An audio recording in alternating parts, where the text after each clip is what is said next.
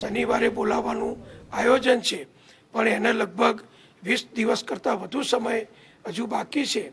એટલે વેપારીઓની એસોસિએશનોની માગણી છે કે અમારી જે હડતાલ ચાલે છે એ હડતાલ 5 દિવસ થઈ ગયા છે, વધુ ચલાવવી સરકારને પણ યોગ્ય નથી લાગતી, વેપારીઓને પણ યોગ્ય નથી લાગતી.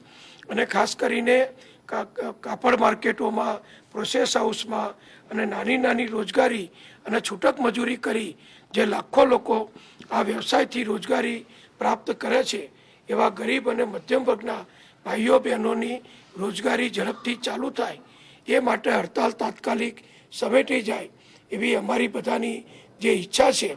એના માટે મેં એમને ખાતરી આપી છે કે આવતીકાલે જ હું ભારત સરકારના નાણામંત્રી શ્રી અરુણ જેટલીજીને ગુજરાત સરકાર તરફથી વિનંતી કરીશ કે જીએસટી કાઉન્સિલની મિટિંગ શક્ય તેટલી વહેલી બોલાવી આ પ્રશ્ન ઉપર ચર્ચા વિચારણા કરી જેટલું વ્યાજબી અને યોગ્ય કાઉન્સિલને જણાય એ પ્રમાણે એનું નિરાકરણ થાય.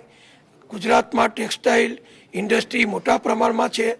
10 લાખ કરતાં વધુ પાવરલૂમ્સ ચાલે છે. 550 કરતાં વધુ ગુજરાતમાં પ્રોસેસ હાઉસ ચાલે છે. અને લાખો ભાઈઓ બહેનો ઘરે બેસી અથવા તો માર્કેટમાં એમની રોજગારી પ્રાપ્ત કરે છે.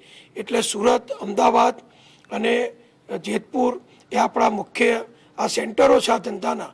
તો આ લાખો લોકોની રોજગારી આપતો અને કરોડો રૂપિયાનું ટર્નઓવર ધરાવતો ધંધો એ બંધ રહે એ ગુજરાતના હિતમાં નથી, વેપારીઓના હિતમાં નથી. નાના ગરીબ માણસો જે રોજગારી રોજે રોજની આ વ્યવસાયમાંથી મેળવે છે એમના પણ હિતમાં નથી.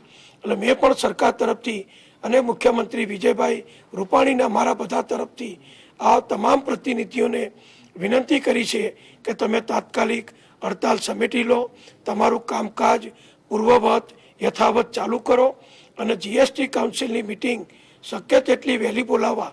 અને જ્યારે મિટિંગ થાય ત્યારે તમે બધાએ જે પ્રશ્નો આપ્યા છે, રજૂઆત